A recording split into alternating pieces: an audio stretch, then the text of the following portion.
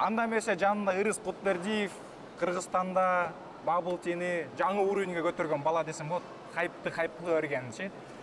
Биринчи точкасы ынтымак паркта ачылган. Баягы 1 жыл иштегем. Иштеп көрүп, жабылып, азыр кайтадан баштап атабыз. Ооба.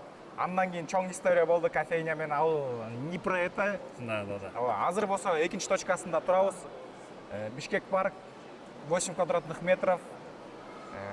Ачылышына канча 1,5 ай болду? 1,5 ай болду. Ачылып аткан убакыт примерно бир 2 жума ичинде ачылып алдык да. 2 жуманын ичинде акчаны алып, старт берип, буст берип, короче. До этого даярданып жүргөн, ошо менен жестко ачылды. Ачылганда деле короче, раскачался. Сразу эле 1,5 айдын ичинде 2 миллиондун тегерегинде выручка жасалды, плюс-минус. Плюс-минус. Дальше гадайте деп. Сколько депчи. Анда эмесе суроо, Ырыс. Биринчи жолу ачтың. Актан 1 300 000 за 1,5 месяца болгон турабы? 1 300 000 көбүрөөк. Экинчи жолу ачтың, за 1,5 месяца 2 миллион. Вопрос. Это случайность? Трендке түшүп калдыңбы? Либо сен жасаган бизнесиң бир себептери барбы? Негизи мындай айтсам болот да. Ошол момент Bubble Tea темасы эми оборот алып келатканда. В моменте мы залетели, начали работать, у меня есть личный бренд, аккаунт в ТикТоке. И так совпало то, что прям в тренд попал, да, негизи. В тренд попал, но еще дополнительно за счет своего аккаунта получилось раскачать и сделать, да, негизи. И как будто бирдемсен аракет кылдың, тренд болгон үчүн попутный ветер болуп турду сага, парусуңа. Прям все сошлось на том, что прям в нужное время, в нужном месте, с нужным продуктом болуп. Но тоже были какие-то моменты. Да. Удача имеет право на жизнь, но в основном өзүң аракетиң, то, что ты угадал, выбрал, сделал, да, аракет кылдың, да. И как раз бул жерден дагы вопрос келет. Ошол эле вопростун продолжениясы. Сен продуктуң стрелять эттиби, чтобы ушундай касса кылганга? Либо сен личный брендиңби ключевой фактор? Бул жерде что? Все, понял. Негизи бизнесте личный бренд имеет место быть-то негизи. На самом деле, смотрите, на примере ынтымак паркта ачылды, беспонтовый Bubble Tea. Хороший личный бренд, хорошая реклама, хороший маркетинг сделала свое, да? Но это продлилось недолго. То есть элдер мени көрдү, рекламам көрдү, вау, кел ичип көрөлү деди. Келгенде ичип көрүштү. Бардыгы первый клиент болду, негизи келип, ичип көрүп, ошондой экен деп. Но буст болгон биринчи ай. Биринчи ай буст болду. Бул жакта уже мындай на ошибках научились дегенде, бияктан ачылды, продукту прокачка кылдык, өтө жакшы продукт. Реклама ошондой эле. И я вам скажу, башка чайный домдор 8 айда кылып аткан результатты мы сделали за полмесяца, да, грубо говоря. За счет хорошего продукта и личного бренда. Экөө бири-бирине катуу тесно взаимосвязаны окшойт да. Биринчисин ынтымак паркта ачылганда конкретный упаковканы жасадың, рекламаны жасадың, первый клиенттерди алып келдиң. Но бирок ошолорду байлаганга продукт жетпей калды. Алар барды келди. Жесткий толпа келген, жесткий поток келген. При том, то, что мы работали только вечером. Күндүз иштебечик, саат кечки 6-дан түнкү 12-ге чейин мы делали кассу, которую не делают многие кофейни и чайные дома, да? Мен да ошол жерде свидетель болчумун, көргөм, вообще хайп болгон, биз анда замагыбыз курулуп бүтпөй жүргөн болчу. Ырыстан келип интервью алдырчумун точкасынан. Чё там, кандай, эмне болду деп туруп. Бирок Султандын сторонасынан деле реклама болгон ошондо. Ошол касса сурап атканың негизи элге да кызык болду. Неге бул кассасы мынча чоң болуп атат деп келип ичип аткандар да болду да негизи. Никто же не показывал, что-то башкача деп да. Анан налоговыйдан келди. Налоговыйдан келишти. Но это расскажу в следующий раз. Ырыстан айтып берет, пардонураак. И экинчи точкада азыр мындай болуп атат. Ырыстан сурап атам да, касса ынтымактан почти мир уровеньде болуп атат. Мир уровеньде, при том, что мы работали в феврале. Суу Bubble Tea ичпей турган месяц негизи февраль. Бирок ошо элдерге кызык болуп за счет рекламы келип ичишти да. И азыр жыл болгон күтүп атабыз. Эшик жылыса эле, мне кажется, будем рекорды бить. 8 квадратовка бөлгөндө это уже чоң показатель да. Чоң помещение алып, бунун показательдерин, ырыстардын показательдерин кыла албай жүргөндөр бар, чоң помещенияга. Это класс, отлично. Ошондо экинчи точкасында сен эме болсуң, личный бренд, биринчи клиент алып келдиң. И показатель того, что сенин продуктуң вау, азыр сенде постоянниктер көп го. Келсем деле знакомые лица, да, всегда. Ну и этот, здесь с локацией повезло. То есть 3 факторды жакшы кылдык турбуз да. Личный бренд жакшы болду, реклама жүрүп атат, продукт жакшы болду. И я прямо Бишкек паркты тандаган жерим болду да. Проходимое место, минус первый этаж. Элдер өтө танып келишет. То есть биякта 3 факторга тең попали. Да, про локацию еще локация элдер көп болгондон да и целевой аудитория болуш керек го. Ты с этим попал? Целевая аудитория мен попал в центр Бишкека, рядом универы, школы. Негизи бизде целевая аудитория идет от 16-17 лет и выше, да. Это взрослое поколение бабл-тин түшүнбөйт, но до 30 попадаю, да. В основном молодежь. Бишкек парк менен попал, да? Да. Сен башка да точкаларың бар? Башка точкалар бар. Ынтымактагы, Советский Киевскийдеги и плюс 4-нчү точка чогуу ачабыз как раз. Ошол жактан локацияларды кантип тандадың эле, на что ты обращал внимание, ошол жөнүндө секреттериңди айтып кой. Негизи я вообще хотел полноценное заведение, чтобы можно было присесть, приятный дизайн, приятный ремонт, классная атмосфера, но ошол чогуу ачаткан точка ошондой болот буюрса. Там мы хотим, чтобы внутри было уютно, чтобы можно было не спеша попить бабл-ти. Советский Киевская точка трафикти карадым. Ошол жер өтө проходимый жер. Там будет на вынос в основном. Да, тоже 20 квадратов. Да. Нормальный жер экен, А да? Ынтымак парк болсо, сам знаешь, аяка элдер в основном выходят гулять и тратить деньги, да, негизичи.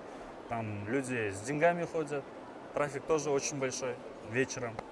Ал жерде эле чисто случайно попали, ал жер негизи тестовая точка болду эле го Ынтымак парк. Самая первая тестовая точка. Все отлично. И теперь вопрос тоже определять в отеле. Сен биринчи точкаңды өзүң ачкансың Ынтымакта. Локация я тебе помог. Да. Ты взялся, раскачал, сделал. Вот базар помнишь, жак. когда ты мне сказал биринчи точка, на самом деле я там хотел этот фастфуд открыть, помнишь? Чисто случайно бабл-ти. А так Султан тауып берген ошонун үстүнө. Да, бирок бабл-тимен ты попал, мен башында айткандачы, чөзө бабл-ти. Бабл-ти эмне Да, экен деп эмне экен мындай билбечимин дагы, да. Но ты попал, раскачал, попутный ветер болду. И Кыргызстанда айтып атам, элдин баары бабл-ти жазыш керек болуп калды, да. Бизнес ачыш керек Многие экен. могут подумать, то, что мы там өзүбүздү мындай как-то завысили там свои эти, но на самом деле ошондо мен бабл-ти менен бизнес баштап атканда чайный домдор аз болчу. Өтө аз болчу. Там 2-3 конкурентов я знал. Азыр ошол сезондон кийин точкалар өтө көбөйүп кетти да, конкуренция чоң болуп кетти өтө. И вот биринчи точканы сен өзүң акчаң менен ачтың. Вот бул жакты Советский Киевскийде у тебя есть инвестор. Да. Свои инвесторы пообщались, сошлись дегендей и ошентип ачылып Не главный фактор болду дейсиң инвестор сага инвестиция кылганда? Меники стартап болгон жок. То есть у меня уже был кейс, как я работал в Ынтымак парке, кейс болду. То есть мен аларга Показывал. көрсөттүм. Да, вот столько я зарабатывал. Кстати, сен видеолорунда көрсөттүм моментами. Монча касса жасаганбыз бул күнү. Ошону көрүштү. Биринчиден инвестор билесиң го, эгерде кто-то с новой идеей приходит, непроверенной идеей, подозрение менен карайт да, у меня уже проверенная была идея. Во-вторых, точкалар даяр болчу. То есть мен уже истебейт болчумун, помещениялар даяр, сүйлөшүп койгом, просто акча керек болчу да. Монткен эмессиң да. Сен акча берсең, бир идея бар эле, ошого салып көрөт элек эмес да. Ты все максимально подготовил болушунча. И просто деньги взял.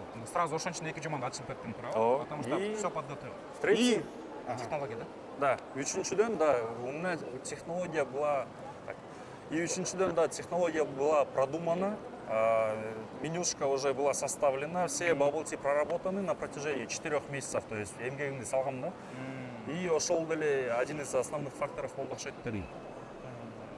Аксачы? Ошо 4 точкада болсо чогобуз, калган 3 точка полностью ырыстыкы өзүнүн инвесторлору менен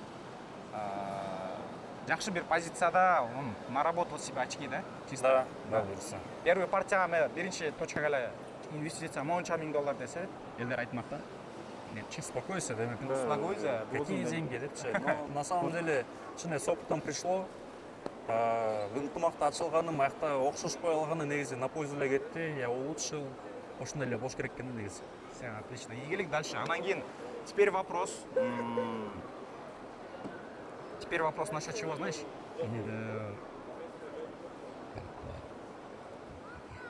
Сон идея келди эле. Вот, вспомнил. Эң важный вопрос.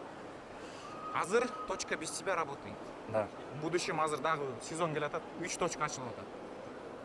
Но бирок башында өзүң иштеп жүргөнсүң. Ынтымакта да өзүң иштеп жүргөнсүң, туурабы? Тиги закуп кылып туруп. Вопрос ошондо. Систематизировал ли ты точки, бизнес? И если да, было ли трудно? Все, понял. Бул точка биринчи ачылып атканда, опять же, вопрос личного бренда, мен өзүмдүн бетимди коёттум да. Мен ачып атам, келгиле, ичкиле, мен бетиме элдерде доверие бар. мен в моменте уже бір параноик болып қалғандай, бардығы вкусно болуш керек, бардығы жақсы болуш керек деп өтті перфекционист болғаным. С одной стороны, чуть навредило, с другой стороны, бизнесу помогло, да? Полностью систематизировали, оцифровали бизнес. А с другой стороны, мелочного үйреткенсің, бұл жақсы болуш керек, идеально болуш керек деп, так как это первая точка. Я сам в моменте где-то не был опытным, азыр өзім келіп үйрендім. Было тяжело реально. Было тяжело, очень много нервов, сил. Я в моменте не кушал, не спал, просто күн сайын на работе думаешь, да? Но это дало плоды. Азыр мысал үшін уже иштебей қалдым, сотрудников нанял, люди работают. Мен келі с поверхностно қарап қалдым, да? То есть система қойдық уже бұйырса. И ошол системамен дальше уже можно будет штамповать точки. Бір уақытта сен айтып отырсың ғой, қиналып ұйықтабай жүрдім, ошол моменттерден келіп көріп аттым ғой. Ого. Нервный, мындай түрің, мындай ұйықтабағандай, короче. Негізі тяжело было. Через себя өткөзсүң деп болдың, өзүң жасап аттың, өзүң клиенттерине сүйлөшүп аттың.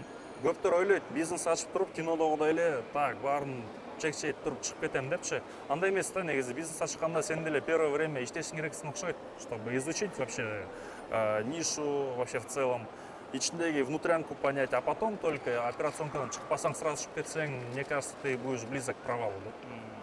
Теперь азыр сен билесиң да, ким жакшы иштеп атат, ким эсиче урдуруп атсачы, баягы делать этип атса, сен делать этип атсың деп чувствуешь, да? Потому что полностью билесиң. Мен азыр могу с уверенностью сказать, но бизнесте жытынан эле сезип калдым да, уже монун ичинде карап, что-то не то депчи. Я могу по цвету напитка понять то, что там что-то не то сделали. В Интомах-парке этого не было. В Интомах-парке у меня пацаны работали, их там наш помощник тынчтабек, потому что их там наш шеф-бариста научил тынчтабекке. Мен өзүм билбечүмүн эчтекени. Анан бир момент болгон, сотрудники заболели, мен өзүм чыгып калдым. Элементарно калькуляцияны билбейсиң, то что куда наливается. Ошондо я обжегся в первый раз в Интомах-паркта. А бул жакта андай болбош керек, өзүм билишим керекмин деп изучал, да. Интересно. Все, эми дальше увеличиваться, расширяться будет легче. Да. Плюс буюрса франшизада сатам деп атасың, туурабы? Ооба, буюрса. Негизи пландар чоң. Азыр айтып кетейин. Бишкекте и вообще Кыргызстанда, могул, бир жыл ичинде хочу 10 точек открыть. Не знаю, может это свои точки будут, может партнерские, может с инвестором. А дальше уже СНГ чыгыш керек.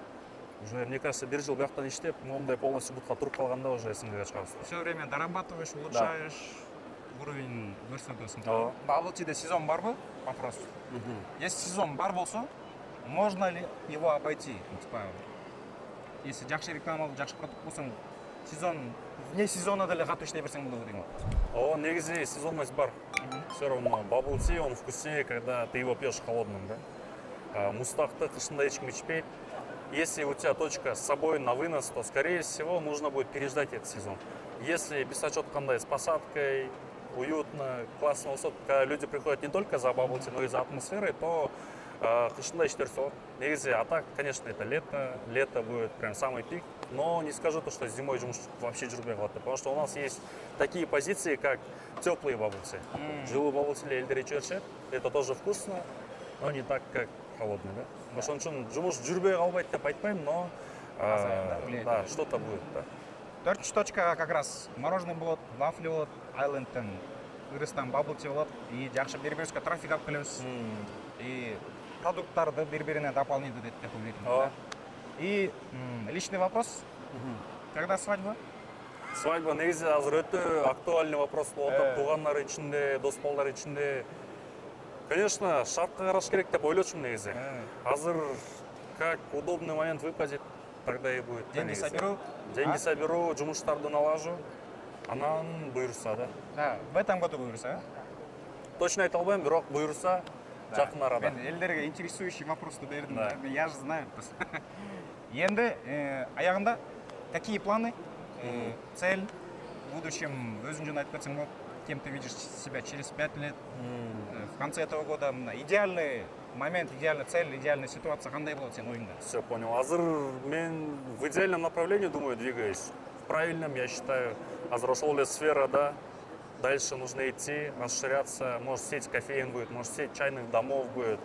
Но примерно в ближайшие 5 лет я думаю, то, что я буду двигаться в этой нише и буду расширяться именно в этой нише. Все, и материальный целдерден айтып койду. Материальный целдерден заработать $1 до 30, да? $1 миллион. В этом году купить какую-то тачку? На самом деле Camry 70-ка деп жүргем, но Camry 70-ка Дубайда такси екен да. Ошондуктан азыр получше машина выбрать. Все, игілік. И ырыс. Теперь баягы мен өзүмдүн интервьюда отдельный сурам болуш керек да. анда. Завершающий дейли. Бирдемкени өзгөртүш керек болсочу жашоомдо. Недавно сен кофейня менен изучип алган туурабы? Эми кыйынчылыктар болду туурабы? Бирдемкени өзгөртө алсаң, эмнени өзгөртөт элең, эмнени кылбайт элең деген вопрос. На пути именно. Ушуга чейинки азыркыга чейин. Все понял. Наверное, все оставил бы так, как есть на самом деле. Анткени любой провал, любой неудача, да, нужно оставаться позитивным, и всегда есть это томная польза от этой ошибки, которую ты извлекаешь, а нам дальше уже будешь идти и видеть все пробелы на пути. Так как все четко, буйруса шугур бардыгына, я бы все оставил так, как есть. Все, красавчик, я с этим полностью согласен, потому что все, что не делается, к лучшему, Все да? к лучшему, да. Все трудности. Анда көрөмүз. Игілік ырыс. Делай. Все, буйруса, раз. Ага.